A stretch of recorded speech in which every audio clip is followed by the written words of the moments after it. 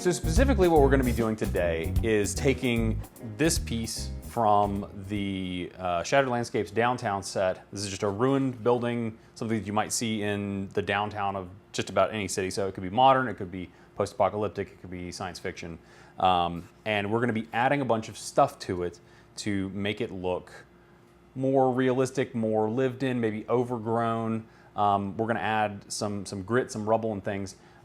With the basic kit as it comes, it's a great, playable, easy to put together, easy to paint piece. But there's a lot of room for modifications and customizations and personalizations. So we're going to go through a little bit of that. I've seen some of our customers actually doing some of this already online, and I think that it's such a great idea that I want to share it out and make sure that everybody sees it, because I think it looks amazing.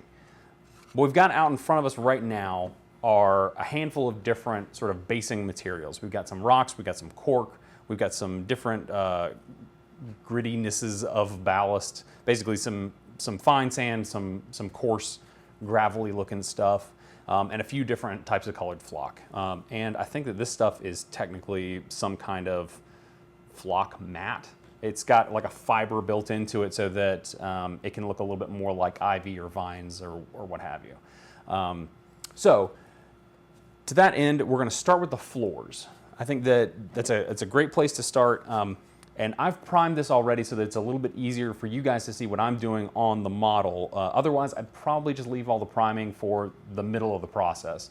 We're going to be putting down some of this stuff now, and then we're going to be doing some painting, and then we'll come back and do the finishing process with some of the colored flock. That's not to say that we won't use some of the colored flock in the beginning, but that stuff's going to get painted over. So to get started, we're going to make our floor gravel sort of mix. And the things that we're going to be using for that are our two types of gravel, probably some of this cork material, and some really fine flocking.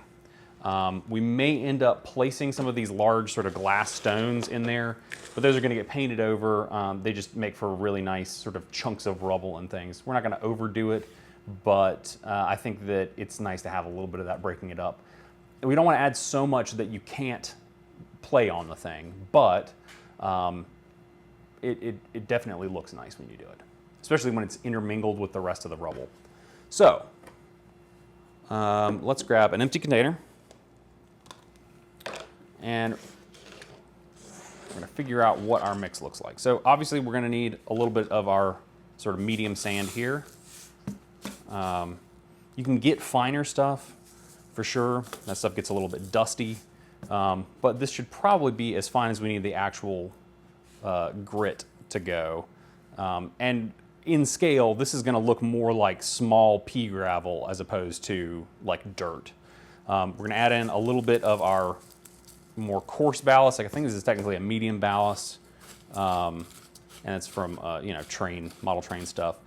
So now we're getting a little bit more of a mix of coarse and fine, so that's looking a little bit more natural and rubbly. Now, I know this is a colored flocking, but it's super, super fine, and this starts to look a bit more like dirt in the mix. Remember, we're going to be painting over all this, so don't worry too much about the colors right now.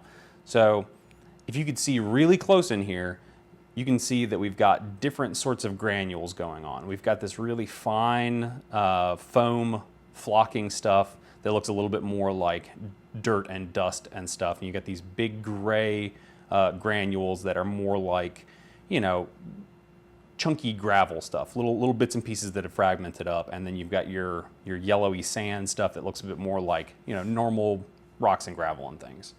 Now, if we wanted to, we could take some of this and break it up a little bit, and we could add in some even bigger chunks of things. I like using cork for this just because it's lightweight, but you also want to keep those pieces small, otherwise you're going to have areas where they could break apart after you've already assembled it. So you want to protect what you're doing by keeping them relatively small. If you want to do bigger stuff, I'd say mix in maybe some medium-sized stones. It's going to make your terrain a little heavier, but for most people, that's not a big deal. So I'm going to break this up a little bit more, and we'll mix it up and see what we got. All right, so now we've got our mix all done. We're going to give it a quick shake. And let's see how this looks. Okay, so this cork stuff is always going to sort of float to the top here, just because it's super light compared to everything else. But once you put it down, you'll be able to sort of manipulate where some of those bigger chunks go. But I think this is looking pretty good for our ground cover. This doesn't mean that we're necessarily going to be covering every inch of the floors with this stuff. But it's nice to put it in the corners to give you a little bit of a transition. It's also where a lot of the rubble and debris is going to gather just naturally. So let's go ahead and start putting some of this down.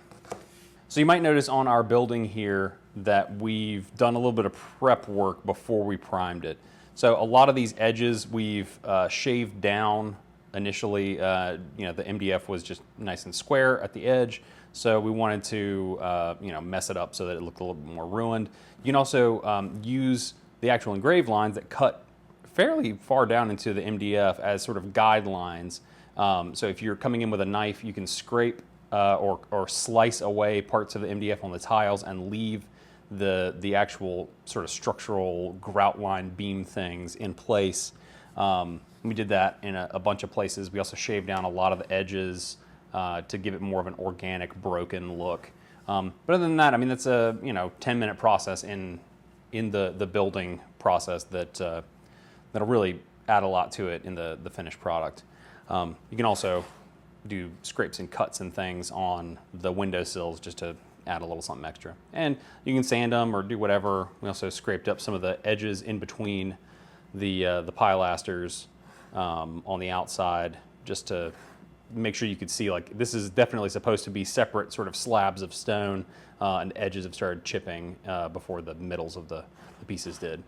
So inside, we're going to start off with some PVA glue, and I've already poured some out on the table here in this little tray, and we're going to put some in the places where we are going to put our flocking material, the stuff that we just mixed. So let's get started on that.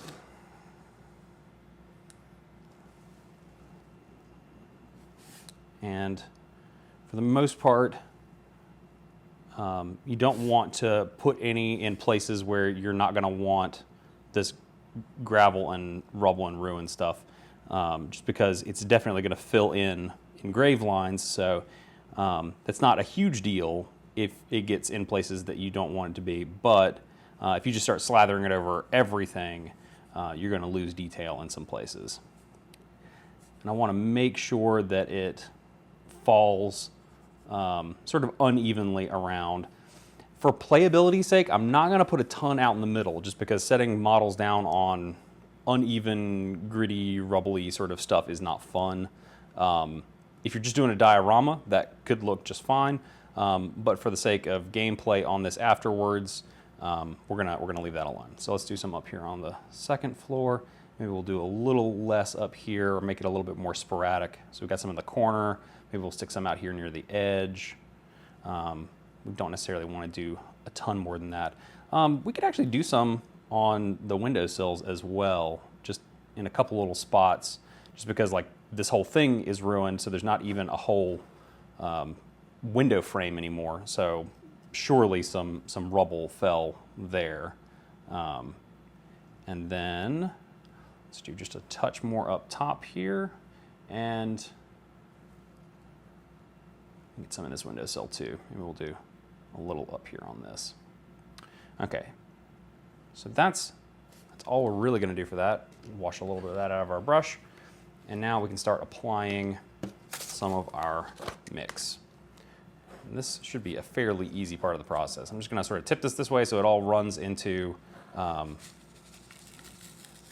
back corner. And this is obviously way more than what we want in there, but I'm just going to make sure that all the wet glue areas get covered. So you can see not a lot of the actual cork stuff made it, in a way that's going to stay, but that's okay. We'll go back and add a little bit more manually. So let's shake this up again, and we're going to go for the second floor application. And I would definitely recommend doing this in places where you've got a tray or something underneath. You don't want to be doing this on your nice kitchen table or anything. Or if you do, just put some paper down.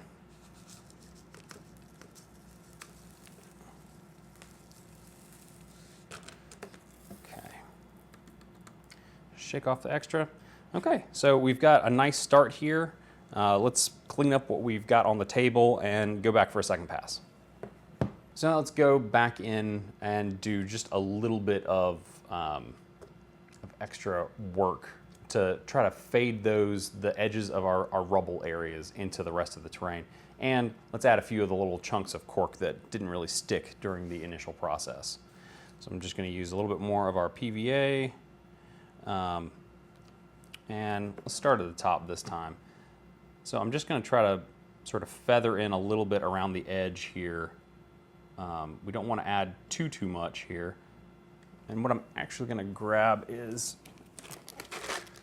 our fine flock again, just because this is some really fine textured stuff, and I'm just going to sort of sprinkle it over the areas that we added more glue to. I don't want to completely saturate it because I want this to just have like a lightly textured sort of transition. So it doesn't go from straight, bare, flat ground to super chunky, rubbly ruins. I'm going to try to keep the amount of glue that we're using relatively low. And it doesn't have to be a perfect line mimicking the other one here, but keep it sort of generally in the same ballpark here. So having this stuff come out into the middle isn't really gonna affect gameplay too terrible much. You just don't want to have giant boulders sitting out in the middle of your building floors, because then wobbly model syndrome all over the place. All right. Whoop, gotta get my hand in there. Big old meat claw. All right, let's turn this that way just a touch. Okay, so that's looking good. And then let's get the bottom here. Oh, what am I doing? Putting a glue-covered brush into my flocking. All right. Bottom.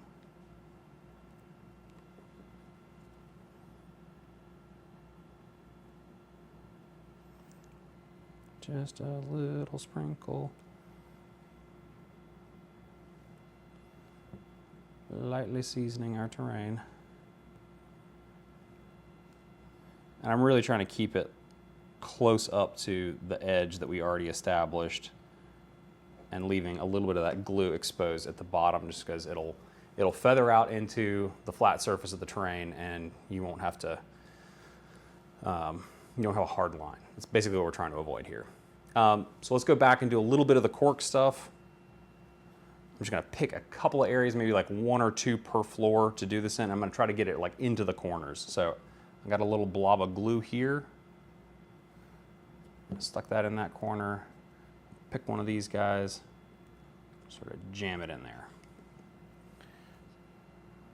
Maybe we'll have one right here near the corner of our window. Something maybe fell in through the window. There we go. Down here on the bottom floor, let's get a couple. Let's put one out here near the edge, maybe where some of that flooring collapsed. Now granted, if this was like a real collapsed building, it wouldn't be nearly this clean, but you also have to keep in mind that this is a piece of game terrain, and it can't be super realistic because that probably wouldn't play well. On top of those cork pieces, I'm gonna add just a little bit more glue, just because, you know, the big boulder probably didn't fall last. So you want some of the other sort of debris on top of it. And so I'm just taking some more of this flocking, that's been our transition stuff thus far, and adding it on top just to add a little texture onto them, so it doesn't just look like some weird random thing laying there. Okay, that one got a little sloppy. Okay, the last one down here. That's really wanting to wiggle around. Oh, PVA glue. All right. Cool. All right. So now while we're waiting for that to dry, we can work on the outside of the building a little bit, at least the parts that we're going to do before we do painting. So for the windows at the bottom, one of the things that we've gotten the most requests for or interest in is covers for the first floor windows. In the ITC 40K format, you want all of your first floor windows to be covered. They want no line of sight through windows on the first floor, which helps break up line of sight on the board a little bit better. So some of the products that we already have that will help with that, namely, is the set of pallets from Rust Point. All of the little slats from these are the perfect size to cover up the windows and give you a nice boarded up look with some little nail details for pretty cheap. This one set is probably enough to do several of the buildings in the set, so a couple of them would be easy enough to do. Now, you could also use popsicle sticks or stir sticks or paint stirs or whatever you have laying around. You could cut up plastic card, you can make it look like metal plating or what have you. But if you want something that's a ready-made solution, these work really well for it, and it's possible in the future we may come out with some actual cover plates for these that have some sort of insignia or logo or relief sculpture or something on them. But for now, this is a really nice, easy, fast way to do this. So let's check it out. So on our pallets, we've got these little slats that are normally the tops and bottoms of the pallets. And we've got tons and tons of them on this sheet, and they are just the right size to set into the window. You can do a stack of them and make them kind of at angles and make them look hodgepodge. You could add more to the inside to help cover them up more. So let's go ahead and do some of that. Got some super glue for this part of the process, just because it's going to be a little bit easier. Well, we got a little bit of water down here. Off camera a minute ago, we had a tsunami. AKA, I knocked the bowl of water over on the table. All right, so let's just put a bead of glue down both of the edges, and then we can kind of just place these however we want in here. So let's stick one there, stick another one there. They don't necessarily have to be completely covering up every tiny little millimeter, but I do think that keeping them relatively tight together is definitely going to reinforce that idea of line of sight blocking. And because there's a little bit of wiggle room, you might want to shove some of them all the way one way and leave a little bit of gap on the other side. That'll help give it kind of a hodgepodge feeling, if that's what you're going for. If not, then maybe picking a different material and cutting it really precisely is the way you want to go. But that's a nice, easy way to take care of that. Now, one other thing that we could do, and if we act quickly, we can still do it on this. I'm actually going to pop out a couple of these. Whoop. Don't worry, we'll grab them from the other side. Yeah, let's just grab that one too. So one thing that you noticed about how that looked when we were putting those in is it was really flat. All of the wood was exactly the same thickness, which you may not want. So I've got a box cutter down here. You can use a hobby knife or a utility cutter, and you can shave off the back half of your plank here, or third, or however much you want to take off. You can make them even thickness throughout, or you can angle them, but I find that it's very easy to get layers of MDF to come off. It's kind of like peeling apart like a puff pastry. There's a lot of, what am I trying to say here? It's got a strong sort of grain to it that allows you to peel back layers more easily. So you can get something that looks even more sort of decayed this way, where not all of your pieces are exactly the same height. You're going to get some more interesting dry brushing going on there, and I think that just generally looks really nice. So we've got this sort of window down here at the bottom. It's missing the top, so it's basically just a big U-shaped chunk out of the building. We've got a lot of stuff blown away from the top area. So I think that maybe we should have some destroyed boards up here. Like maybe the building was already in ruin and disrepair, and then they started to board things up, and then the side of the building collapsed. So we're gonna have a couple of boards down here at the bottom, and then we'll have a couple broken at the top. So we're gonna follow our same sort of process here that we started with. I'm not gonna put glue down the whole way. We're just gonna put it kind of at the bottom to get a couple of boards going. Whoop. Stick one of these guys down here. Grab one of our shaved down ones next. All right, come on, get on in there. Okay. And then maybe one more after that up above. Okay, so now above here, I think maybe having like 2 little pieces on this side and one over here that's broken will probably be our best bet for making that effect look nice. So I'm just going to grab a couple of different pieces off the sprue here, and we're probably just going to start by just snapping them in half. So, all right, got them snapped in half. Maybe try to get this one off to one side here. You can use some kind of snippers or cutters to help with that process if they're a little too tough. All right, so down here, we're gonna trim this up a little bit. We've just got a standard box cutter kind of thing.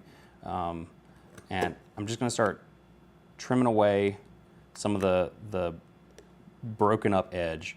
I'm not necessarily gonna do it really symmetrically.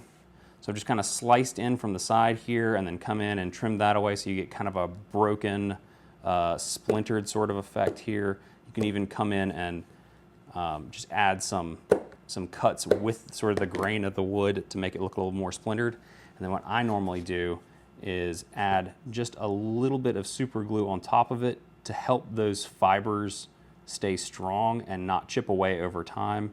The paint will also help with that, but I like to have something a little bit stronger than that in there before we even get to that process. But you don't want to leave all that glue in there, so I'm going to wipe away some of the stuff that's on the surface so it doesn't look like it's just big and globby. You don't want to have like a matchstick at the end of this where you got the big head at the end. So we're going to do that on these pieces too. So we'll do that real quick. Just do a couple of little chops here and there. Maybe we'll peel away a little bit in a couple of places. Okay, that's looking sufficiently gnarled now. And we'll add a little bit of glue, wipe off the excess. And now, with just one more to go, let's try to do something a little bit further up the stick here. We're just going to take those same sort of textures and techniques way down this thing. Maybe this one took the brunt of some of the impact of whatever tore down part of that building. So we've got this big shaved down area now. We're still going to put a little bit of super glue on it just to seal up the wood grain there. We're still going to wipe away the excess just so we don't have clumps at the end. Put a little bit of glue there, a little bit of glue there. I'm going to try to get this to sit for me right there. Maybe actually let's turn that down. It's not going to be sticking up like that after an impact from above. So let's get that one on. That's kind of on top of it. Maybe we could have that kicked in just a little bit and we can add just a touch of super glue on top to kind of help anchor that one that's off at an angle that is totally going to fall off. It is. Okay. All right. Let's get that back in there. Okay. That's a little better. And now, whoop, that sticks to my finger. On top here, maybe we could even go one step further. We'll put a little glue on top of the previous board, and then we'll kind of set this even farther in to kind of help keep the illusion of something busting in this way. I think that looks pretty good. Okay, so that'll take just a couple minutes to dry, and then we'll probably be time to prime and do a really simple paint job on this. We'll probably honestly do a lot of the painting off camera because we're just going to do kind of a all gray and a little bit of dry brushing thing, and then we'll come back and we'll do some of the colored flocking to show you guys how to use that. So while we let the PVA glue on the building dry so that we can do our painting, we've got some stuff that we can be working on that we're going to apply to it afterwards. So we've got this vine that we've made over here, and we're going to show you how to make these too. They're not particularly difficult, but it's probably going to be good if you have a hand drill. It really goes a lot faster that way. And it's kind of a weird process. I don't know if other people are doing this. We just kind of figured it out on our own, and we think that it makes a pretty interesting result. We've still been experimenting a little bit with it, so stick with us and we'll show you what we know. All right, so we've got some aluminum, I think this is, what is that, 22 gauge? Yeah, 22 gauge aluminum wire. You can get this from almost any craft store in the floral section. I think a lot of people use it to sort of bundle flowers together or help them stand up in an arrangement or whatever. We're going to be using this as the core of our vines, and the outside material is a Woodland Scenics, I think it's like a fiber mat material. This is more or less like flocking that seems to be held together by, I don't know, some kind of very fine thread. I think you're supposed to be able to pull it apart and make very realistic vines, but we need ours to be a little bit more chunky so that you can see them on the building and so they hold up to use. Because if you had these really fine little gossamer threads holding together these teeny tiny little bits of flocking, you know that they're going to wear down almost immediately when we're using it a lot, you know, week after week after week for games. So we're going to take a little bit of this, and we're going to try to get a little slice of it somewhere around an inch-ish thick. We can actually go a little bit thicker if we want to have them branch out a little bit more. So actually, what is this? Probably an 1.5 inch wide ruler. Let's just take a slice here. See if we can get a clean cut. Okay, cool. So now we've got our little slice. And we'll try to kind of bunch that up so we don't have any gaps in it. And we're going to take a piece of wire that's twice the length of this plus a little extra on the end. So about that, and then double that over. This is an awkward little spool here. All right, so there we are. And let's cut this off at the end. Aluminum is real easy to cut. So okay, now we've got our section of aluminum wire, and we're gonna load this up into the drill. I'm gonna try to straighten this as much as I can before we do this, just to make it a little easier. I also like to twist the ends just a little bit and leave it kind of like a T. That kind of helps get it into the chuck of the drill, so that it's kind of pinching the arms of that T. So now, if we were to turn this on, it would start twisting that wire up. So first, let's separate the wires out this way, and we're going to lay our piece in the middle. Okay, we're going to try to keep this relatively flat here just so that it'll stay while we're operating on it. All right, there we go. Now I've got it barely held in place. I've got a paintbrush here, but you can use whatever kind of dowel you want or something to hold it at the end. And now I'm going to start this twisting while pulling tight on the paintbrush. You can see it starting to twist up. We get this little helix. And you definitely want to keep twisting until you can't see the, oh, what's going on there? Okay. We just had our wire break up near the drill. And that happens with aluminum wire. It's not a particularly strong wire, which makes it really easy to bend and mold. If it happens, just take out the little piece that broke off in your drill out and then put the end back in. So we give it a little bit of extra at the end. So let's keep on going for just a second here. We want to make sure that that core is wrapped really tightly so that it hides all that wire. Now, with floral wire, like this stuff, you can also get the green coated kind so that it blends in more with foliage because it's made for use with flowers. So that may be a good thing to pick up. We find that it's not as super critical for this type of thing as long as you're wrapping it tightly. So I'm just cutting off the ends here. And now what we've got is essentially a rod of foliage that is bendable and posable. Now, you might be thinking to yourself, that is a really dense log of leaves and does not look very much like a vine at all. But the nice thing about this material is that since we gave it a bunch of extra, we went a little wider on our initial cut, we can pick away some of this stuff without actually exposing the wire and start to make what looks like the beginnings of little branches coming off of it. So, plus once we start to pose it, it'll definitely look a lot more organic and natural and not quite so bizarre. Okay, sort of alternating and picking pieces off as I go up, trying not to tear away so much that we start to see the metal wire. Now, if you do peel away too much, you can always glue a little bit back on at the end. Not a huge deal. Okay, so now we can sort of bend this around and we can add glue to sort of flatten it onto the face of the building. You can even do multiple pieces like this and then have them sort of branch off bit by bit up the building if you wanted to. So I'm putting on my safety hat right now to make sure that you guys understand some of the things that I did in that last segment with the drill. I use a paintbrush at the end of the wire to hold it. Never, ever, ever put your finger in there instead of a paintbrush.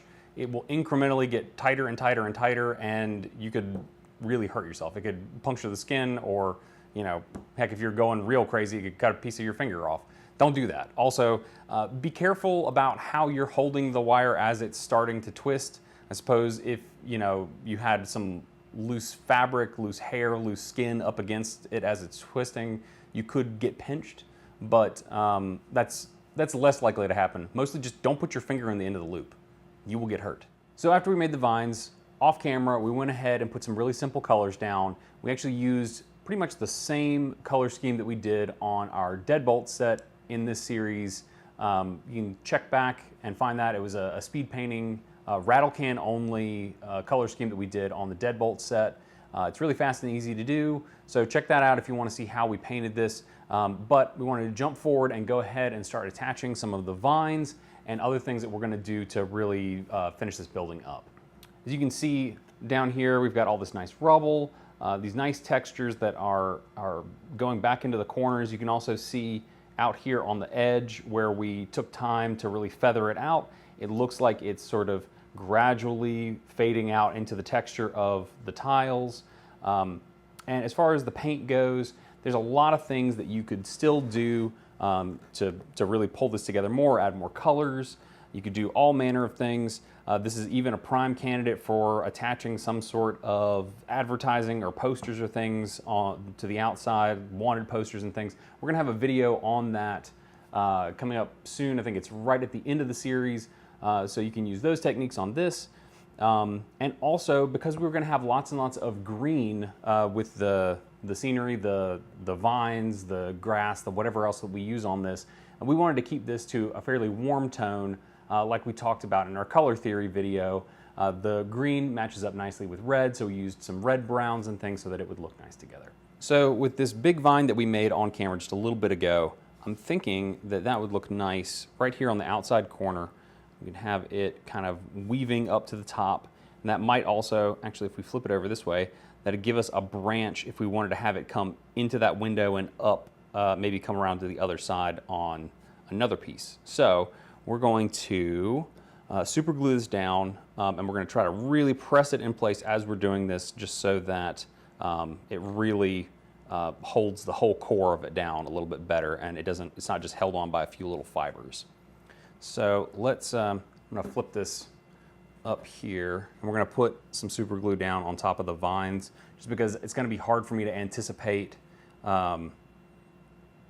exactly where this turns without actually marking it on it. I'm going to put a decent bead of glue down here because we wanted to soak into the fibers. Don't worry about getting it onto every little like branch and piece that we pulled out when we were fluffing this vine up, because we can come back in and put some glue down behind those places and just push them down. So here we go. Here goes nothing. Oh boy, that glue's so sticky. All right. I'm gonna try to get that generally positioned here.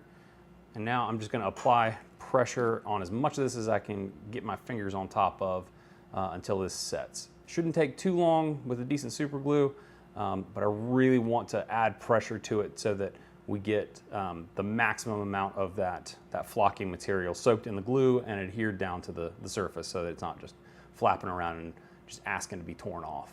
Okay, so we've got these little pieces that are still loose and hanging off. If you want to keep those secure and you don't want them to be prone to being torn off, you might want to put a little bit of glue just sort of right behind them wherever you'd like to stick them down to, and then repeat the process of just pressing that into place. It's possible you may get a bunch of glue on your hands, so if you don't want that, grab yourself some gloves. Now let's say you wanted something to come off of here, but there isn't enough material. Actually, it looks like there is, but let's pretend like we're gonna keep that there. You could always grab a little bit more of your base material here, tear off a piece, make yourself a little tuft, and then let's kind of string that out here. And we're going to try to wrap that up around the edge of the building. So I'm going to put a bunch of glue right over here. We'll have it wrap right around. So we're going to tuck that in. There we go. That looks really nice. All those little wispy arms that are now stuck down to the material. That looks pretty good. So you guys are getting what we're doing here. We're just going in and we're securing any of these little pieces and creating a nice series of vines. So while you guys weren't looking, we made some more vines. These are a little thinner, and these will be good sort of secondary branches off of that main trunk. So we're gonna have one come in through a window and up and around and try to make something interesting out of it. So this is our sort of point of entry into the building. So we're gonna have a piece that starts here and maybe comes up the windowsill and across the inside and maybe wraps up and around this way to maybe here, or maybe we could have one that wraps up and around and joins it back at the top. So either way, let's get some glue right down here and make sure that our anchor point is nice and secure.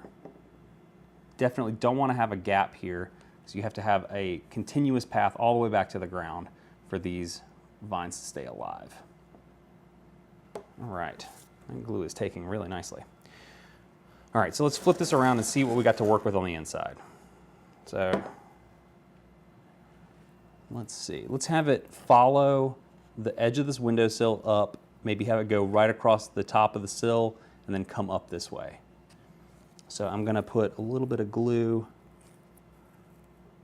right here along this edge and then across the top of the window. And then we can have it kind of work its way that way. So let's try to do this real quick while the glue's still wet. Okay, there we go. And this aluminum wire is super, super malleable, so this shouldn't be particularly difficult to do. Let's just make sure that this is all stuck down everywhere and right up against that. So there we go. Now the question is what to do with it once we're out here. That's looking a little bit unreasonable. So why don't we just snip it at the top?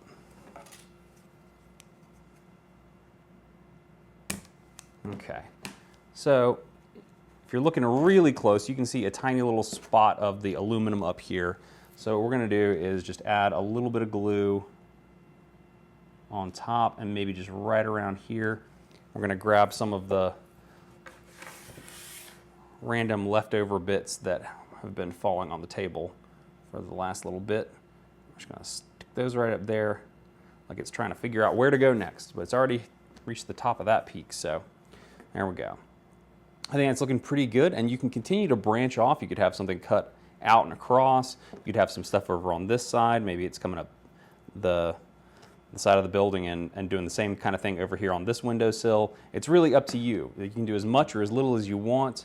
You know, you can overdo it, but you know, it's all about what you like and what you want your table to look like. So we're gonna try to do a little bit more of this, and we'll come back and we'll do a little bit of foliage On the inside of the building, just some little sprigs of grass and stuff growing in the dirt that's laying in the corners. We've done some flocking before we painted to give it texture, and that stuff looks mostly just like rubble and parts of the building that have fallen in. But I want to add a little bit of vegetation now.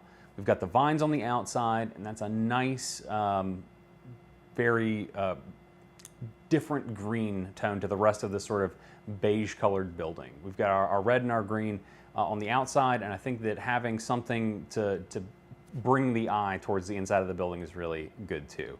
So we've got a couple of different flocks here. We've got a really dark mix. I think this is a swampy flock thing. And then we have some other super flock stuff from, not Woodland Scenes, but Scenic Express. We've got a darker one and a lighter one, and we're gonna use those pretty sparingly. They're kind of a little lichen sort of material. They'll be good for little tiny shrubs and plants and things, as opposed to just grass and moss, which I think that the swamp ground is probably gonna do a little bit better for. So we're gonna be using PVA again, and we're just gonna sort of dot a few places on our building's interior floor to place those things. And we're only gonna do glue for one color at a time, just to keep it from drying in between placing stuff. So let's start over here. We're gonna go right up here at the top. We'll add just a couple little spots. We'll have something right next to that big rock in the corner. And maybe we'll throw a little bit, because we're working on that dark one first. I kind of want to get some out here on the really lighter areas so that it'll show up a little better. So we've got that, and I'm going to just add a little pinch of stuff out here on the edge. Not a ton. We want to be subtle with this effect, just so that it's not overpowering. We don't want it to look like somebody's growing a lawn on the inside of this thing. We just want to get a little bit of green in there. I'm gonna add just a touch more there. And I'm not completely covering it and doing the like coat it with glue, cover it up and shake it off. And it's very subtle in here, and you can see it a little bit better at the edge here where it's lighter to begin with. So we've got some more area to play down here. Let's go down to the second floor. All right, let's get a little something going on here inside of this rubble area, maybe a little more there. And I like putting stuff right up next to the rocks just because it makes it look like, you know, the rock and the rest of the rubble around it are sort of interacting in a way. You've got a bridge between them. You don't want to go crazy with the glue, but at the same time you need to have enough of it so that you're actually getting it to stick to the material. All right, here we go. Okay, so we got some extra. Let's see what we actually ended up with. Okay, that looks pretty good. We just got a few little spots, and in fact, we got a different sort of composition each time. This one over here is mostly just static grass that's part of that mix. We got some little clumps of lichen in this one. We got kind of a mix here and a little bit of a mix there, but it adds some nice variation there.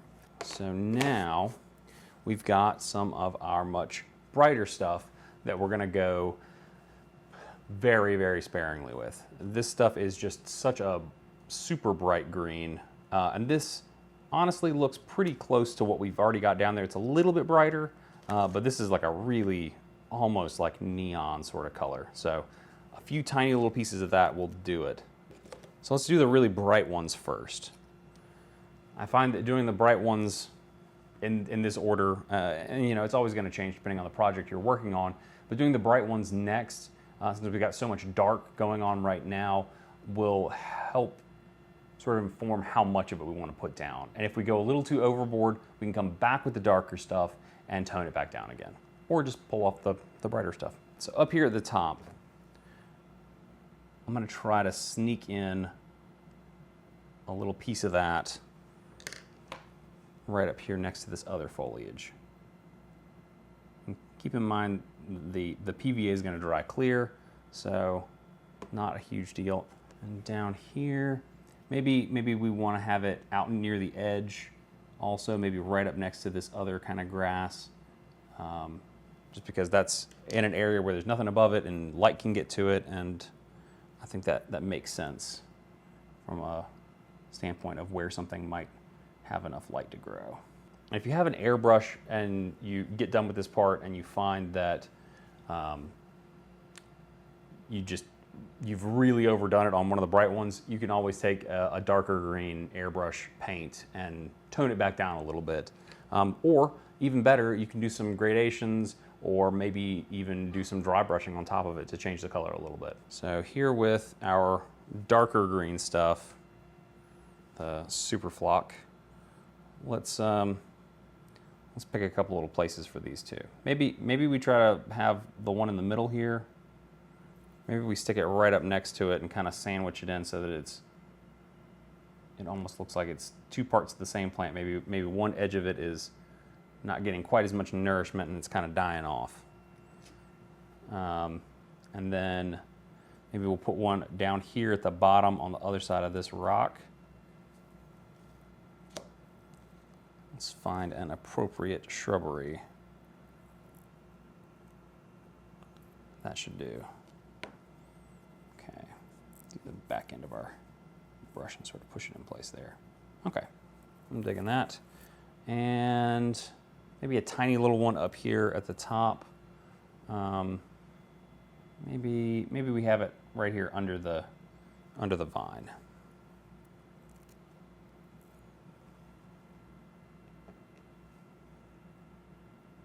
Yeah, I think that'll work. So now we've got some nice bright little foliage inside of our building. We've got the vines growing up the outside. This definitely looks like a building that's been sitting here for a very long time in a state of disrepair. It's a perfect place for any number of games to have a battle, whether it's something like Infinity or something like Fallout Wasteland Warfare, or This Is Not a Test, or Warhammer 40K. This is all excellent applications for this, and you can use any of these techniques, none of these techniques, and make these buildings really your own. There's tons of techniques out there that would allow you to make these buildings perfect for the setting that you want to play in, and we hope that you'll share those with us. Definitely take pictures of what you do with your terrain and send them to us on Facebook or share them on Instagram with the Death Ray Designs hashtag. But we hope that you enjoyed this video. We hope that you will check out the other ones in this series. We've got some that we've posted already, and we've got another one coming out tomorrow, so check that out when it comes out. We also hope that you'll go over to deathraydesigns.com/12days and check out all the products that we make, that we use in these tutorials. They're on special pricing right now through the end of the event, so definitely pick them up while they're on sale. So thank you again, guys. We hope that you enjoyed. Join us next time. Until then, happy wargaming.